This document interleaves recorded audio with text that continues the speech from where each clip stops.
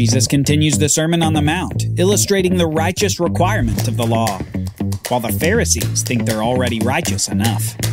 On the Bible Brief. Tell a friend about the Bible Brief today. Your recommendation can help your friends learn the Bible in a whole new way. Tap share on your podcast player and share your favorite episode.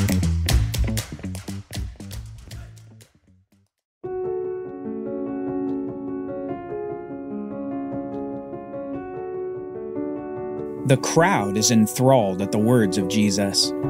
Words of blessing and happiness, even in the midst of normal life. Words of a kingdom coming, reserved not for the powerful in this life, but for faithful citizens who show that their citizenship is in the kingdom to come. Jesus began this great sermon with blessing heaped upon blessing, and he described the counterintuitive nature of happiness provided to those who don't necessarily have all the apparent assets of happiness in this life. They are the poor in spirit, the mourners, those who make peace, and those who hunger for righteousness. They are the sojourning citizens of a kingdom yet coming, who get a taste of what's to come through their happy lives. With a foundation in what's coming, they have a foundation that won't crack under the weight of any disappointment. They have happiness because they have the future. It's after this that Jesus says two things about these people, those who stick with Jesus in faith, despite all around them. He says this, "You are the salt of the earth, but if salt has lost its taste, how shall its saltiness be restored? It's no longer good for anything except to be thrown out and trampled under people's feet. You are the light of the world. A city set on a hill cannot be hidden, nor do people light a lamp and put it under a basket, but on a stand, and it gives light to all in the house.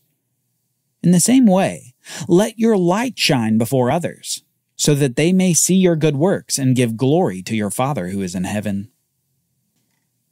Jesus uses two images, salt and light.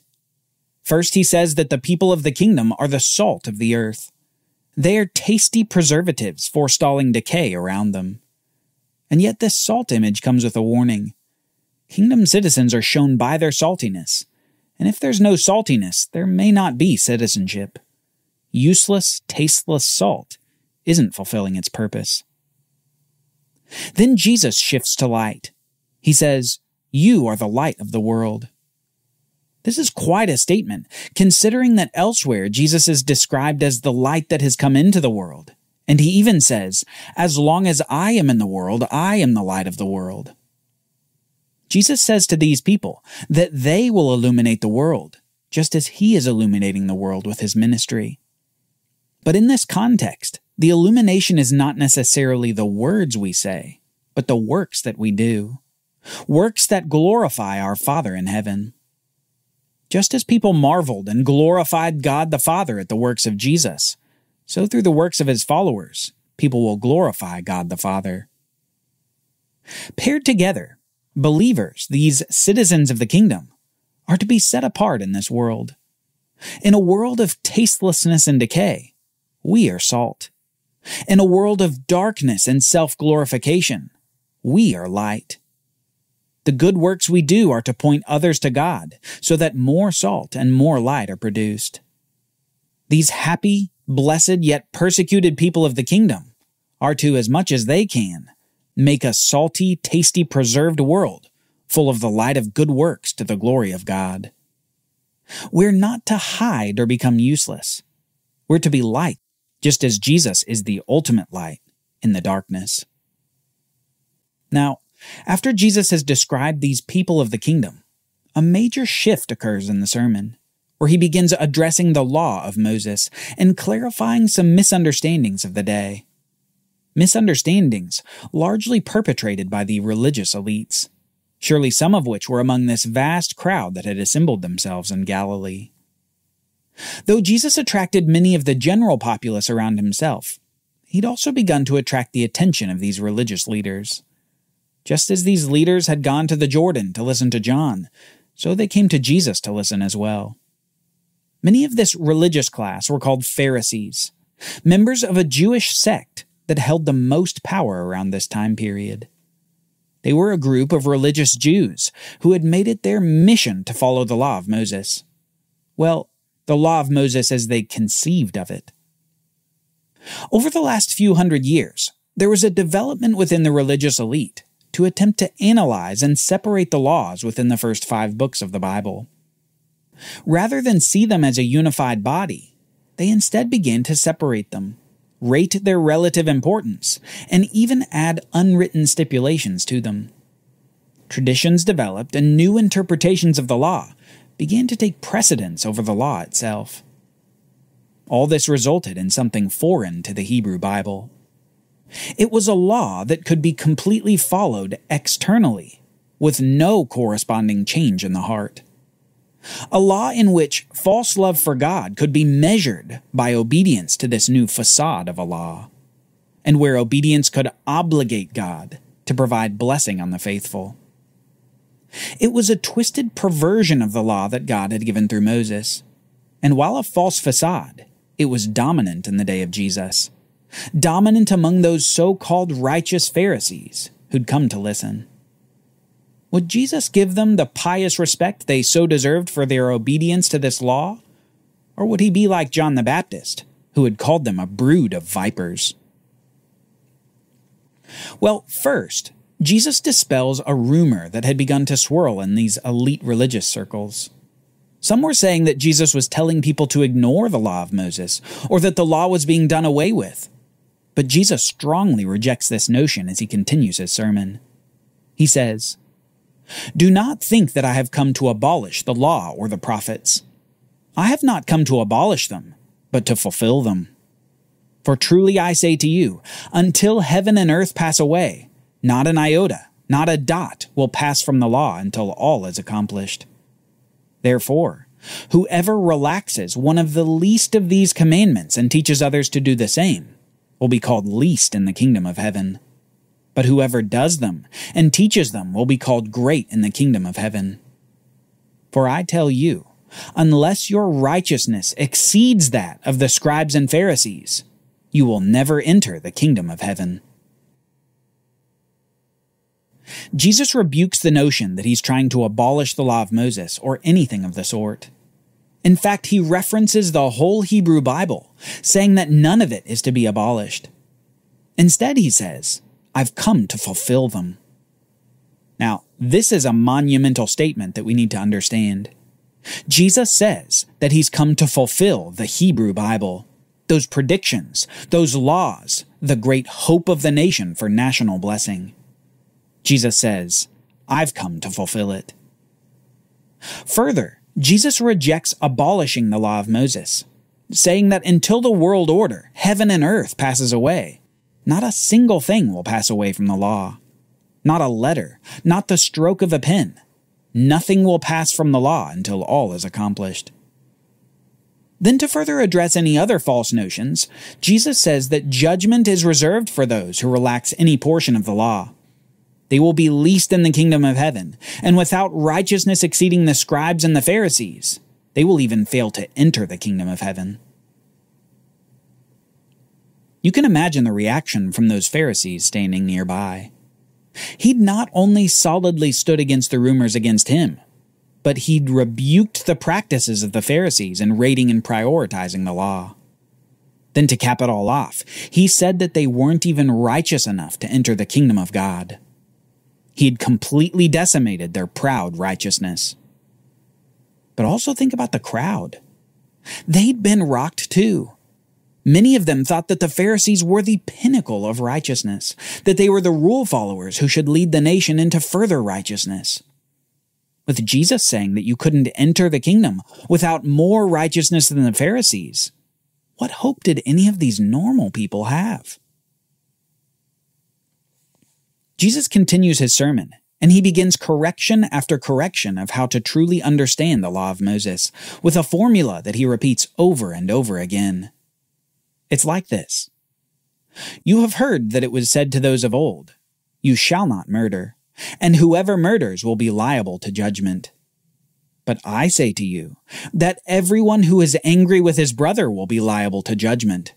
Whoever insults his brother will be liable to the council, and whoever says, 'You fool,' will be liable to the hell of fire." Jesus basically says this: have you been angry at your brother in your heart? You are guilty. You have heard that it was said, 'You shall not commit adultery.' But I say to you that everyone who looks at a woman with lustful intent has already committed adultery with her in his heart." Jesus essentially says, have you lusted after another in your heart? You are guilty.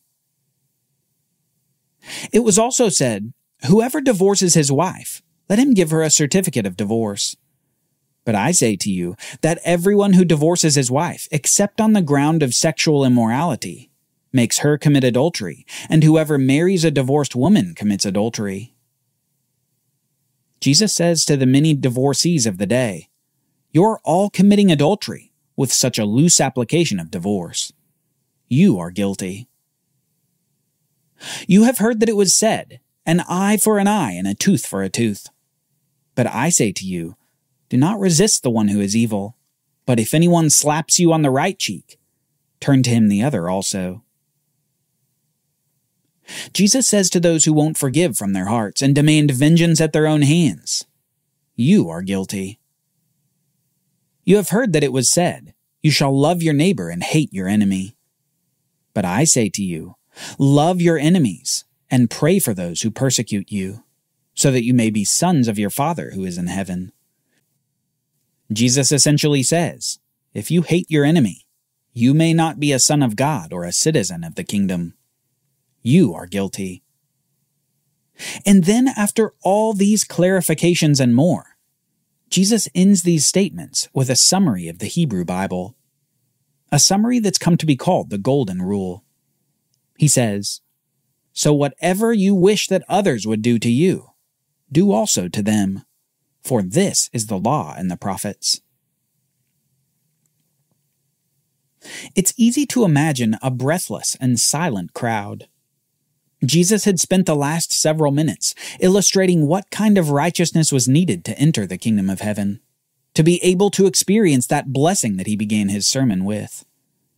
And these illustrations were devastating. Jesus took what was merely outward obedience and placed the seat of unrighteousness not in the hands that murder, but in the heart that hates. Not in the unfaithful body, but in the adulterous heart. Not in the vengeance of the sword, but in the violent heart. In just a few paragraphs, Jesus utterly destroys the concepts of righteousness so popular in the day. The people there with Jesus learn that as far as righteousness is concerned, they are all sinking on their own unrighteous ships. From the so-called righteous Pharisee to the tax collector cheats. None were good enough to enter the kingdom of God. Then Jesus ends his sermon with this: "Everyone who hears these words of mine and does them will be like a wise man who built his house on the rock. And the rain fell, and the floods came, and the winds blew and beat on that house, but it did not fall, because it had been founded on the rock. And everyone who hears these words of mine and does not do them will be like a foolish man who built his house on the sand. And the rain fell, and the floods came, and the winds blew and beat against that house, and it fell, and great was the fall of it." And when Jesus finished these sayings, the crowds were astonished at his teachings, for he was teaching them as one who had authority, and not as their scribes.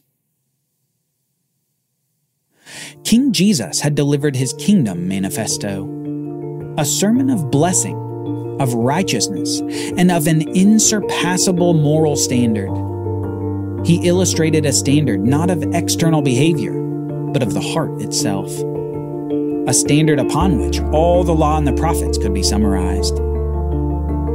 The question for us is this: do we meet this standard? Do we hate from our hearts? Do we lust in our thoughts? Do we truly love our enemies? Do we do everything to others that we would want done to us? If we're honest, the answer is no, which leaves us with a big problem. How do we enter the kingdom of God?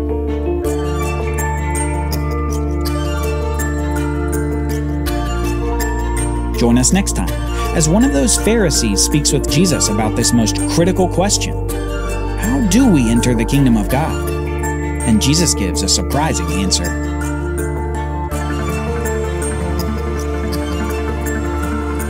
The Bible Brief is brought to you by the Bible Literacy Foundation, dedicated to helping people like you learn the Bible. Copyright Bible Literacy Foundation 2023.